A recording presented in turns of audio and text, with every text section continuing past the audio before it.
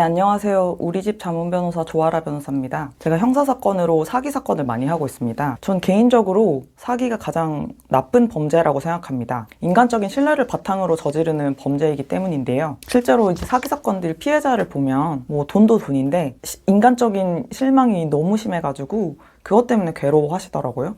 특히 사기 범에 대한 분노도 분노지만 이 사기를 당한 자신에 대한 괴로움이 상당하더라고요. 근데 그럴 필요는 없습니다. 이제 본인 잘못이 아니고 이게 작정하면 사기꾼을 맡기는 어려운 게 현실이니까요. 그래서 이제 실제 제가 사건을 하면서 경험했던 사기꾼의 특성 5가지랑 전형적인 사기 유형 4가지를 분류를 해가지고 사기꾼과 사기의 특성 같은 것들을 생각을 해두시면 도움이 되지 않을까 해서 준비를 해봤습니다. 먼저 사기꾼의 특성 첫 번째는요. 일단 이 사람이 새롭게 알게 된 사람일 가능성이 높습니다. 그러니까 사기꾼의 목표는 뭘까요? 이 사람을 속여서 돈을 얻는 거잖아요. 그렇기 때문에 돈과 관련된 모임에 출몰할 가능성이 조금 높습니다. 예를 들면 부동산 모임이라든가 아니면 돈과 관련된 대학원이라든가 경매 관련된 스터디라든가 꼭 여기서 한정되는 것은 아니고 내 배경을 알 수 없는 사회 모임에서 나타난 새로운 사람일 가능성이 높다. 왜냐면 원래 내가 알고 지내던 사람들은 배경이나 이런 것들을 속이기가 어렵잖아요. 이게 첫 번째 특징이고요. 두 번째는 친절하고 인간적으로 되게 잘해줍니다. 환심을 사야 하기 때문에 당연한 거겠죠.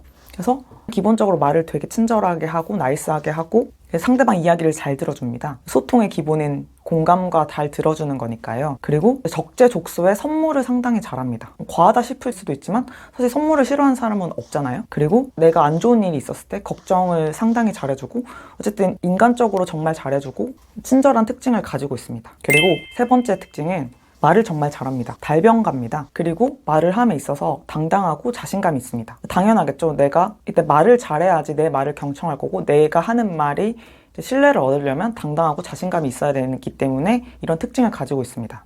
그래서 만나보면 말이 술술 나옵니다. 제가 피해자분들 대리도 하지만 의뢰인 중에서도 사기를 저지르신 분이 있으시잖아요. 말이 술술 나옵니다. 그리고 사기를 저지르시는 분들은 변호사한테도 사기를 칩니다. 이상한 점을 이렇게 딱 짚으면 보통 당황을 해야 되잖아요. 보통 사람들은. 사기꾼들은 바로 태세에 전환을 하고 막 변명을 합니다. 이렇게 늘어놓습니다. 당황하지 않고 청산유수처럼 이렇게 말을 하는 특성을 가지고 있고 제가 피해자분을 대리해서 경찰에 재질 조사를 하는 데를 따라갔던 적이 있었는데요. 그때도 경찰 앞에서 저희 피해자한테 막 제안을 합니다. 주눅들지 않고.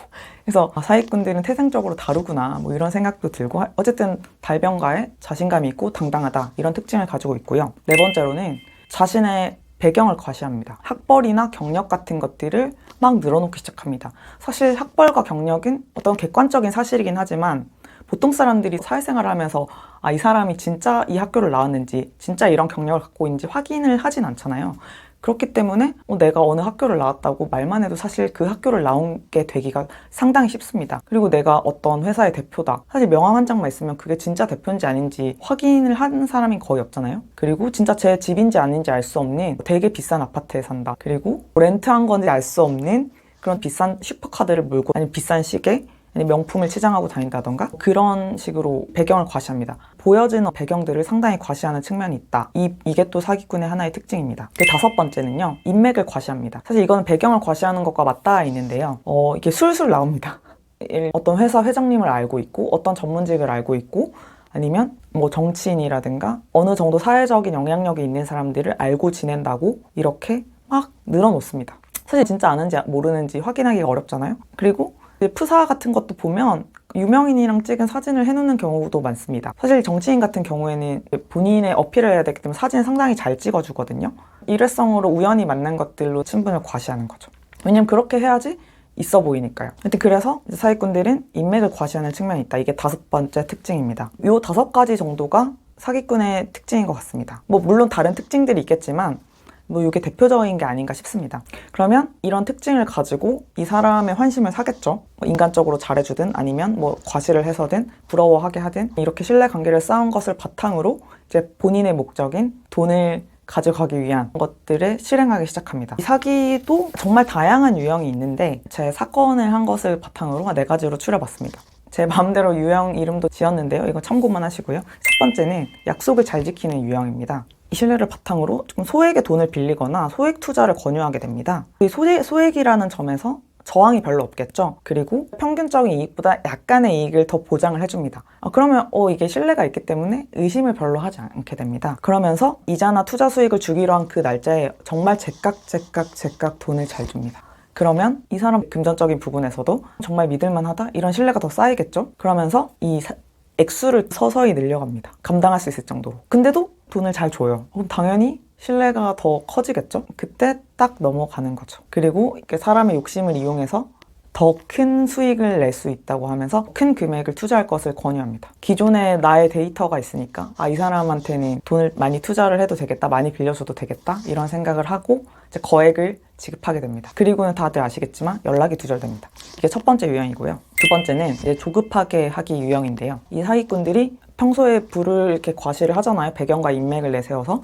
그러면서도 이제 돈이 많은 자기 지인들이 어떤 식으로 부를 축적했는지를 이제 평소에 얘기를 막 많이 합니다. 근데 이 사람이 보니까 삐까뻔쩍하게 다녀요. 돈도 많아 보이고 부러워하고 있는 가운데 어떤 투자 기회를 가지고 옵니다. 뭐 사업을 가져온다든가 아니면 부동산. 여기 이 땅을 사면 개발된다더라. 아니면 이 고가의 물품을 사면 이게 두세 배가 될 것이다. 이런 기회를 가지고 옵니다. 그리고 지금 자기 주변에 이것들에 대해서 투자를 해서 돈을 많이 벌고 있는 얘기들을 막 하기 시작합니다. 사람들이 처음에 의심을 할 수 있는데 사기꾼 자신들의 특징을 바탕으로 신뢰관계를 쌓기 때문에 잘 믿게 됩니다. 근데 이제 조급하게 하는 거죠. 점점 유명인을 얘기하면서 이 사람도 투자했다, 이 사람도 투자했다. 자꾸 조급하게 만드는 거죠. 이번 기회를 놓치면 다시는 기회가 오지 않는다. 내가 이런 좋은 기회를 너라서 알려주는 거다. 사실 나도 투자를 하고 싶은데 다른 데 묶여있는 돈이 너무 많아가지고 너무 아까운 기회라서 알려주는 거다. 이러면서 누군가가 눈독을 들이고 있다는 식으로 계속 얘기를 하면서 조급하게 만듭니다. 대체로 이제 넘어가시는 분들은 투자로 돈을 많이 벌고 싶어 하거나 돈에 상당히 관심이 많은 사람이겠죠. 그래서 이제 결국엔 사게 됩니다. 사보니까 개발 가능성이 없는 땅, 그 다음에 도로가 없는 땅, 실현 가능성이 전혀 없는 사업이라던가 허가가 나지 않는 사업, 그런 경우가 많겠죠. 그걸 알고 나면 사기꾼은 또 연락이 두절됩니다. 세 번째는 죄책감 만들기 유형인데요. 그 사기꾼들은 인간적으로 친해진다고 말씀드렸잖아요. 그래서 평소에 엄청 잘합니다. 그리고 내가 어려울 때 물심양면 잘 도와주기도 합니다. 그리고 다른 사람들이 자신한테 얼마나 잘해줬는지에 대해서도 막 얘기를 합니다. 이 사람 내가 어려울 때 뭐 돈을 몇 천만 원을 빌려줬다. 내 생일 때 이런 고가의 물품을 줬다. 그러니까 당연히 사람이 친해지고 그러면 나도 이 사람한테 잘해주고 싶다는 생각이 들게 되잖아요. 다른 사람들은 해주는 걸 나는 못 해주면 죄책감이 들 수밖에 없습니다. 그런 심리를 이용하는 거죠. 어느 날 자기가 너무 급한 일이 생겨서 돈을 빌려달라고 합니다. 그리고 이 사람은 나를 이만큼 도와줬다. 이러면서 주변이 나를 도와줬다는 얘기를 하게 되는 겁니다. 근데 거액이니까 선뜻 빌려주기는 어렵지만 이 사람이 평소에 너무 잘해왔고 좋은 사람이니까 이 사람을 도와주지 않으면 내가 나쁜 사람이 될 것 같은 그런 죄책감을 느끼게 됩니다. 결국에는 이건 죄책감 때문에 나에게 선한 마음을 이용하는 거죠. 돈을 빌려주게 됩니다. 그리고 연락이 두절됩니다. 이제 마지막 네 번째는 애정을 바탕으로 한 유형입니다.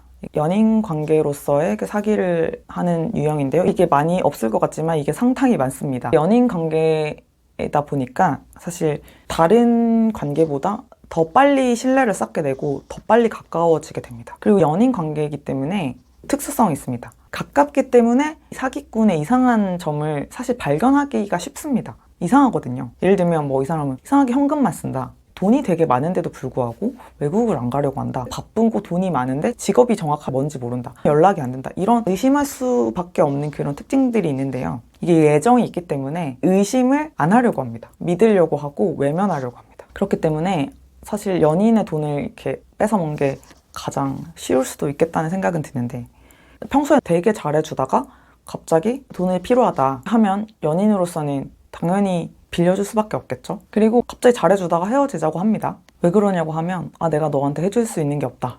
그런 식으로 연인 애정을 바탕으로 한 유형, 이렇게 당연히 되게 많은 유형의 사기들이 있는데 한 요 네 가지가 전형적인 방식이 아닌가 싶습니다. 행위는 좀 구체적인 상황에 따라 많이 다르겠죠. 앞서 말씀드린 사기꾼의 특징과 전형적인 이런 사기 행각 같은 것들을 좀 염두를 해두시고 갑자기 새로운 사람이 나에게 이익을 주려고 한다, 아니면 돈을 빌리려고 한다, 이럴 때 사기가 아닌가를 생각해 보시면 좋지 않을까 싶습니다. 당연히 인간관계에서는 믿음이 중요하긴 하지만 배신을 당해서 상처를 받는 것보다는 조심하는 게 궁극적으로는 좋으니까요. 오늘은 사기꾼의 5가지 특징과 4가지 전형적인 사기 유형에 대해서 설명드렸습니다. 도움이 되셨으면 좋겠고요. 이상입니다.